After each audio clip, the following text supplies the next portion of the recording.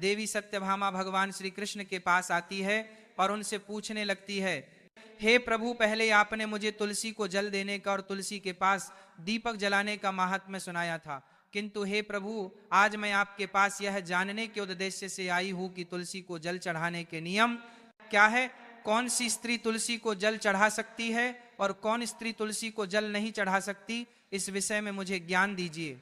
भगवान श्री कृष्ण कहते हैं, हे सत्यभामा, आज तुमने उत्तम प्रश्न किया है। तुलसी को जल देने के महत्वपूर्ण नियम होते हैं, उन नियमों का पालन करते हुए ही तुलसी को जल देना चाहिए।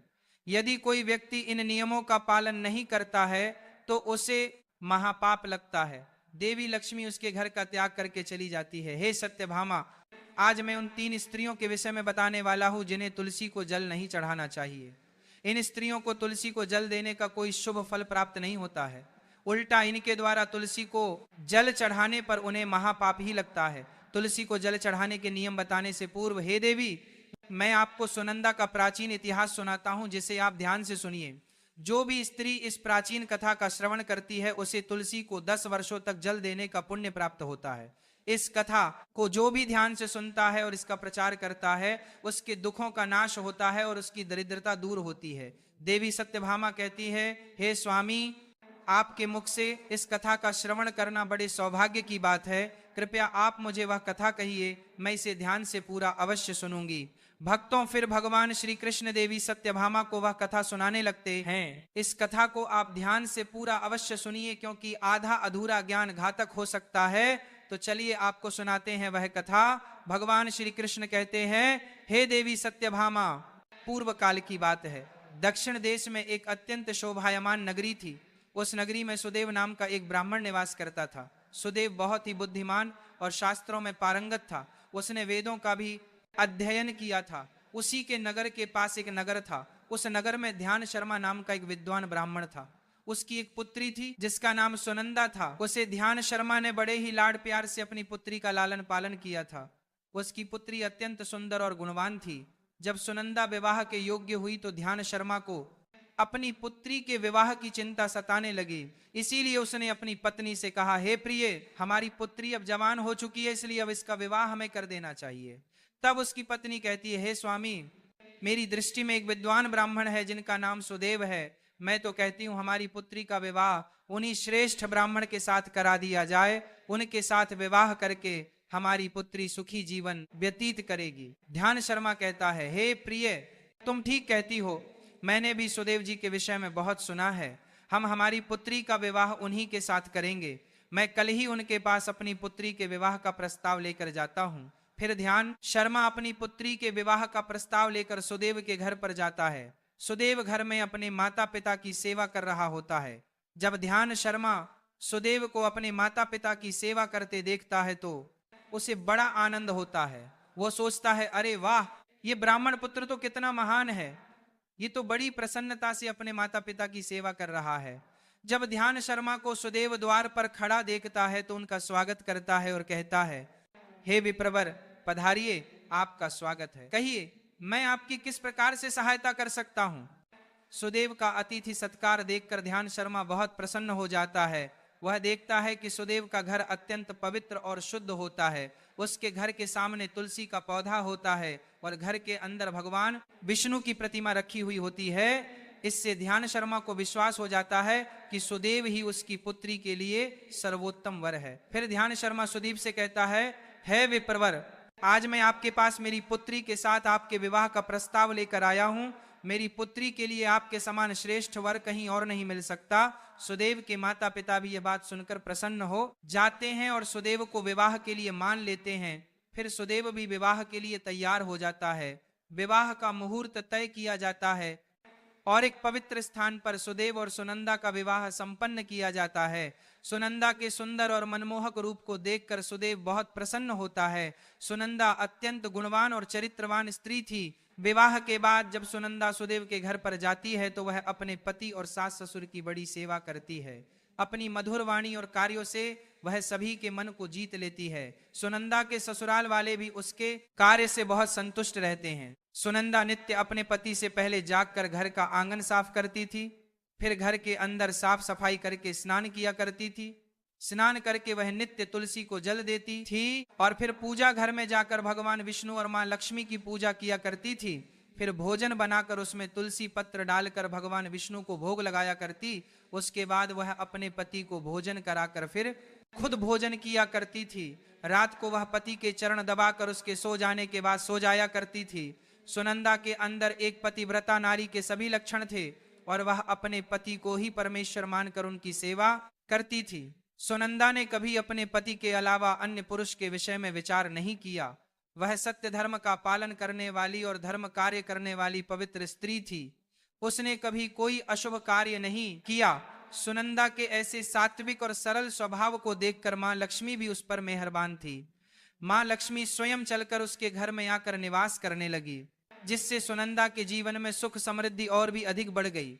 भगवान श्री कृष्ण कहते हैं, हे देवी सत्यभामा, देवी लक्ष्मी उन्हीं स्त्रियों पर अपनी कृपा दृष्टि बनाए रखती है जो पतिव्रता होती है और जो सत्य धर्म का पालन करती है। सुनंदा के अंदर वे सभी लक्षण थे जो एक श्रेष्ठ पतिव्रता नारी के अंदर होने चाहिए। लेकिन आगे मैं तुम्हें बताऊंगा कि सुनंदा की एक भूल के कारण देवी लक्ष्मी उसके घर को त्याग कर कैसे चली गई।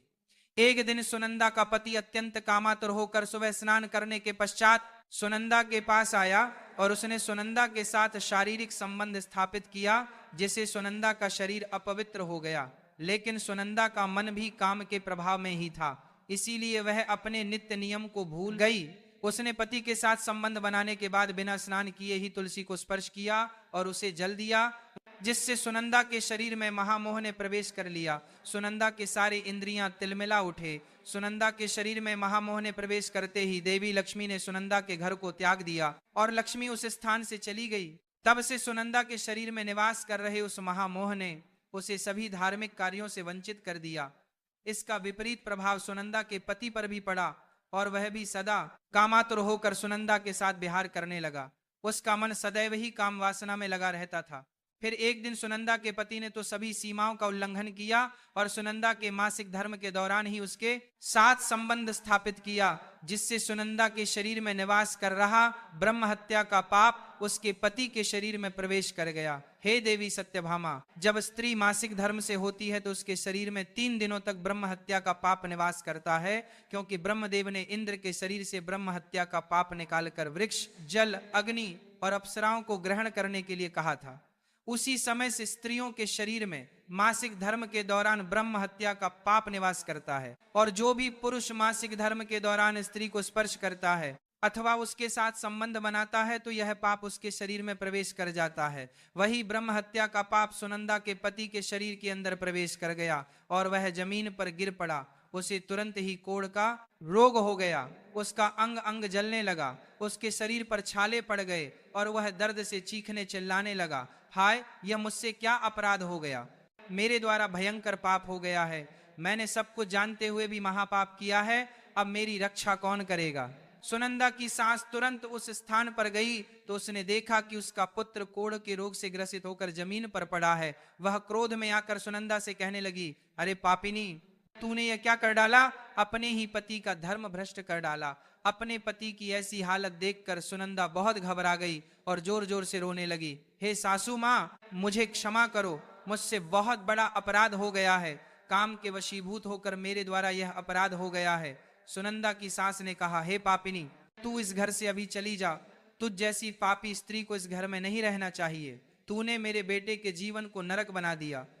सुनंदा कहती है, हे सासू माँ, मैं कहाँ जाऊं, मेरे पति के अलावा मेरा कोई नहीं है, मैं उन्हें छोड़कर जीवित नहीं रह सकती। सुनंदा की सास कहती है, तू कहीं भी जाकर मर जा, लेकिन अब तू इस घर में निवास नहीं कर सकती। इतना कहकर सुनंदा की सास ने उसे धक्के मारकर घर से निकाल दिया। फिर सुनंदा दुखी होकर घर से निकल गई। उसे अपनी भूल पर बड़ा पछतावा होने लगा। उसे कुछ भी समझ में नहीं आ रहा था कि वो क्या करें। सुनंदा चलते चलते एक वन में जाती है। उसी वन में एक साधु का आश्रम होता है। तब वह उस आश्रम पर सहायता मांगने के लिए जाती है तो वहां पर कोई नहीं होता है। सुनंदा इस आश्रम पर जाकर बैठ जाती है और अपने दोष के विषय में सोचते हुए दुखी होने लगती है। फिर कुछ समय बाद एक जस्सी उस आश्रम पर आते हैं जिनका वह आश्रम होता है। जब वे जस्सी एक स्त्री को अपने आश्रम पर दुखी बैठा हुआ देखते हैं तो आश्चर्यचकित हो जाते हैं और पास जाकर उस स्त्री से पूछने लगते हैं, हे कल्याणी, तुम कौन हो और किस कारण से इस स्थान पर अकेली बैठी हो? तुम्हारे दुहक का क्या कारण है? तब वह स्त्री कहती है, हे मुनिवर, मेरा नाम सुनंदा है। मेरे द्वारा घोर पाप हो गया था, इस कारण से मैं अपने परिवार से बिछड़कर इस स्थान पर आई हूँ। वर्षि कहते हैं, हे देवी, ये क्या कह रही हो तुम? तुमने कौन सा पाप किया है? मुझे विस्तार से बताओ, मैं तुम्हारी कोई सहायता कर सकूं तो प्रयत्न अवश्य करूंगा। सुनंदा कहती है, हे मुनिवर, मेरे द्वारा घोर पाप हो गया है। मासिक धर्म के दौरान मैंने पति के साथ संबंध बनाया, इसी कारण से मेरे पति कोढ़ रोग से ग्रस्त हो गए और दुख भोग रहे हैं। मासिक कहते हैं, बेटी तुम चिंता मत करो, तुम्हारे द्वारा जो पाप हुआ है उसका प्रायश्चित करो, तुम्हें पाप से मुक्ति मिल जाएगी। तुम इस आश्रम में बैठकर भगवान विष्णु की पूजा करो, तुलसी को नित्य जल दो और गौ माता की सेवा करो, तुम्हारा पति जल्दी ही ठीक हो जाएगा। फिर वह सुनंदा वहीं पर उस आश्रम में रहकर भगवान विष्णु की नित्य पूजा करने लगती है। रोज स्नान करके वह ब्रह्मचर्य का पालन करते हुए तुलसी को जल चढ़ाती है और तुलसी के पत्ते डालकर भगवान विष्णु को भोग लगाती है, उनकी सेवा करती है। दिन भर वही भगवान विष्णु की मूर्ति के आगे बैठकर भगवान विष्णु की भक्ति करने लगती है। इस प्रकार से 1 वर्ष बीत जाता है। भगवान विष्णु सुनंदा की दृढ़ निष्ठा और भक्ति से अत्यंत प्रसन्न हो जाते हैं और सुनंदा को साक्षात दर्शन देते हैं। भगवान विष्णु को साक्षात अपने सामने खड़ा देखकर सुनंदा उन्हें बारंबार प्रणाम करने लगती है। तब भगवान विष्णु सुनंदा से कहते हैं, हे पुत्री, तुमने बड़ी ही श्रद्धा से और भक्ति भाव से मेरी आराधना की है, इसीलिए अब मैं तुम पर प्रसन्न हूं। कहो, तुम्हारी क्या कामना है? सुनंदा कहती है, हे प्रभु, कृपया मुझे बताइए, मेरे किस दोष के कारण मेरे अंदर कम का वास हो गया, जिस कारण से मेरे द्वारा घोर पाप हुआ और मेरे पति को कोढ़ का रोग हो गया। भगवान विष्णु कहते हैं, हे पुत्री, अब तुम ध्यान से सुनो, तुम्हारे द्वारा अनजाने में ही एक पाप हुआ था, जिस कारण से तुम्हारे अंदर महामोह ने प्रवेश कर लिया था। एक दिन तुमने अपने पति के साथ संबंध बनाने के बाद बिना स्नान किए ही तुलसी को जल दिया था। पति पत्नी जब रति क्रिया करते हैं तो उनका शरीर अपवित्र हो जाता है और ऐसी अवस्था में तुलसी को कभी स्पर्श नहीं करना चाहिए। तुलसी लक्ष्मी का ही रूप है। तुमने अपवित्र अवस्था में ही तुलसी को जल अर्पण किया था, जिस कारण से देवी लक्ष्मी तुम्हारे घर का त्याग करके चली गई और फिर महामोह ने तुम्हारे अंदर प्रवेश कर लिया। उस महामोह के कारण तुम्हारे और तुम्हारे पति के अंदर कम का प्रभाव अधिक बढ़ गया और मासिक धर्म के दौरान स्त्री के साथ संसर्ग होने के कारण तुम्हारे पति को कोढ़ का रोग हो गया था। वह सुनंदा कहती है, हे प्रभु, अनजाने में मुझसे यह बड़ा पाप हो गया था, अब इस पाप का क्या प्रायश्चित है? भगवान विष्णु कहते हैं, हे सुनंदा, इस पाप का प्रायश्चित तुमने 1 वर्ष तक ब्रह्मचर्य व्रत का पालन करके कर लिया है, इसीलिए अब तुम पाप से मुक्त हो।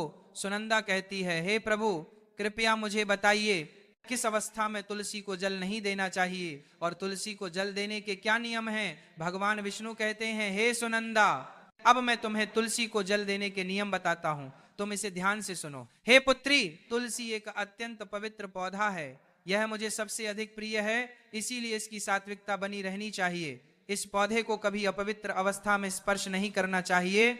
जो स्त्री मासिक धर्म से हो, उस स्त्री को इस पौधे को कभी स्पर्श नहीं करना चाहिए।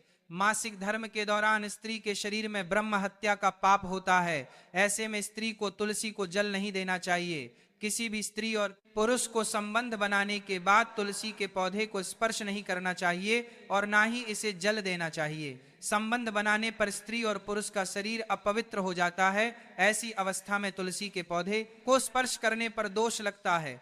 देवी लक्ष्मी ऐसे स्थान से चली जाती है। हे पुत्री, जो स्त्री अपने पति का त्याग करके चली गई हो, जो विवाह के पश्चात अपने पति को छोड़कर अन्य पुरुष के साथ निवास कर रही हो, ऐसी स्त्री को भी तुलसी को जल नहीं चढ़ाना चाहिए। तुलसी की पूजा करने का अधिकार केवल पतिव्रता स्त्रियों को ही है। जो स्त्री सती होती है उसे तुलसी को जल नहीं चढ़ाना चाहिए। हे सुनंदा, अब मैंने तुम्हें तुलसी को जल देने के संबंध में महत्वपूर्ण नियम बताए हैं, तुम इसे ध्यान में रखो। तब सुनंदा कहती है, हे प्रभु, मेरे पति कोढ़ रोग से पीड़ित है, कृपया करके मेरे पति को रोग से मुक्त कीजिए। तब भगवान विष्णु कहते हैं, सुनंदा, तुमने इस तुलसी के वृक्ष की 1 वर्ष तक पूजा की है, यह अत्यंत पवित्र पौधा है। अब तुम इसके पत्ते ले जाकर अपने पति को खिला दो, वह रोग और पापों से मुक्त हो जाएगा। इतना कहकर भगवान विष्णु अंतर्ध्यान हो जाते हैं। ये सुनकर सुनंदा बहुत प्रसन्न हो जाती है और भगवान विष्णु को बारंबार प्रणाम करके धन्यवाद देती है। फिर सुनंदा उस तुलसी के पौधे के कुछ पत्ते तोड़कर घर पर जाती है और अपने कोढ़ी पति को खिला देती है। तुलसी के पत्ते खाता ही उसका पति एकदम से स्वस्थ हो जाता है और सुनंदा को गले से लगा लेता है। सुनंदा की सास भी जब यह चमत्कार देखती है तो बड़ी प्रसन्न हो जाती है और फिर वे सभी प्रसन्नता से रहने लगते हैं। भगवान श्री कृष्ण कहते हैं, सत्यभामा, इसीलिए इन अवस्थाओं में स्त्रियों को तुलसी को जल नहीं चढ़ाना चाहिए और ना ही तुलसी को स्पर्श करना चाहिए, अन्यथा इसके अशुभ परिणाम भोगने पड़ते हैं, जैसा सुनंदा के साथ हुआ था। दोस्तों, अब जानते हैं तुलसी के पौधे से जुड़े महत्वपूर्ण नियम। शास्त्रों के अनुसार सोमवार, बुधवार और रविवार का दिन तुलसी का पौधा लगाने के लिए बहुत शुभ होता है, लेकिन ग्रहण काल में अर्थात सूर्य ग्रहण, चंद्र ग्रहण आदि दिनों में तुलसी का पौधा कभी नहीं लगाना चाहिए। तुलसी के पौधे को मिट्टी के गमले में लगाना श्रेष्ठ होता है। घर के मुख्य द्वार के सामने एक सुंदर गमले में तुलसी का पौधा लगाना चाहिए। तुलसी के गमले को हमेशा जमीन पर अथवा किसी ऊंची जगह पर रखना चाहिए, लेकिन इसे कभी लटका कर नहीं रखना चाहिए। तुलसी के पौधे में अच्छी मिट्टी का प्रयोग करना चाहिए। अशुभ स्थान की मिट्टी कभी तुलसी के गमले में नहीं डालनी चाहिए, जैसे श्मशान, नाली या शौच वाले स्थान की मिट्टी का प्रयोग तुलसी के गमले में कभी ना करें। जी तुलसी के पौधे की रोज पूजा करते हैं, उसे कभी जमीन के अंदर नहीं लगाना चाहिए। जमीन में लगाने से तुलसी का पौधा अपवित्र हो जाता है और साथ ही इसका आकार भी बहुत बड़ा हो जाता है, जिससे इसकी पूजा करने में परेशानी होने लगती है और लोग इसकी टहनियां तोड़ने लगते हैं। इसके अलावा ध्यान ना देने पर पशु इसे नुकसान पहुंचा सकते हैं। तुलसी का पौधा लगाने के लिए उत्तर पूर्व तथा पूर्व दिशा ही सर्वश्रेष्ठ मानी गई है। इसमें उत्तर पूर्व दिशा अत्यंत शुभ होती है। इस दिशा में तुलसी का पौधा लगाने से घर का वातावरण सकारात्मक बनता है और शुभ परिणाम प्राप्त होते हैं। अगर तुलसी का पौधा आंगन में लगाया जाता है तो यह बहुत शुभ होता है। तुलसी का पौधा कभी भी दक्षिण पूर्व की दिशा में कभी नहीं लगाना चाहिए। ये आग्नेय दिशा है। इस दिशा में तुलसी का पौधा रखने से जल्दी सूखने लगता है। तुलसी के पौधे को कभी भी अंधकार में नहीं रखना चाहिए। शाम के समय इसके पास दीपक जलाना चाहिए। इसके अलावा तुलसी के पौधे को चुनरी जरूर बांध देना। चुनरी के पौधे को सूखने लगता है। बिना तुलसी का पौधा अधूरा माना जाता है। तुलसी के पौधे में हरे रंग की चूड़ी, लाल अथवा सफेद धागा जरूर बांध देना, लेकिन तुलसी को कभी सुना नहीं रखना चाहिए। तुलसी के पत्ते तोड़ते समय ध्यान में रखें, चाकू आदि धारदार चीजों का प्रयोग करके तुलसी पत्ते ना तोड़े। तुलसी के पत्ते उंगलियों से ही तोड़ने चाहिए। तुलसी के पौधे की कभी टहनी नहीं तोड़नी चाहिए। थोड़ा अधिक समय लग सकता है, लेकिन तुलसी का एक एक पत्ता ही तोड़ना चाहिए। जितने आवश्यक हो उतने ही पत्ते लेने हैं चाहिए। पत्ते तोड़ते समय नाखूनों का भी प्रयोग नहीं करना चाहिए। इससे स्त्री का सौभाग्य नष्ट होता है और दुर्भाग्य आता है। एकादशी के दिन तुलसी के पत्ते कभी नहीं तोड़ने चाहिए। एकादशी के एक दिन पहले ही तुलसी के पत्ते तोड़कर रखने चाहिए। सूर्य ग्रहण, चंद्र ग्रहण के दौरान तुलसी को स्पर्श नहीं करना चाहिए। किसी भी दिन शाम के समय तुलसी के पत्ते नहीं तोड़ने चाहिए। शाम को तुलसी निद्रा अवस्था में होती है। ऐसे समय पर तुलसी के पत्ते तोड़ना पाप माना गया है। पुरानी सूखी हुई तुलसी की पत्तियों को कभी फेंकना नहीं चाहिए। इसे मिट्टी में दबा दें, लेकिन कभी नाली में अथवा कचरा में ना फेंकें। रविवार के दिन तुलसी को जल नहीं देना चाहिए। इस दिन पत्तियां भी नहीं तोड़नी चाहिए। तुलसी को जल देने के लिए शुद्ध पानी का ही प्रयोग करें। तुलसी को कभी गंदा जूठा पानी नहीं चढ़ाना चाहिए। तुलसी के पौधे को भूल से भी गंदगी वाले स्थान पर नहीं लगाना चाहिए। कई बार महिलाएं तुलसी के पौधे को ऐसे स्थान पर लगाती हैं जो स्थान अपवित्र होता है, जैसे नाली के समीप या जिस स्थान पर बर्तन अथवा कपड़े धोए जाते हैं उस स्थान पर भी तुलसी का पौधा कभी नहीं लगाना चाहिए। इससे क्या होता है, गंदा पानी तुलसी के पौधे में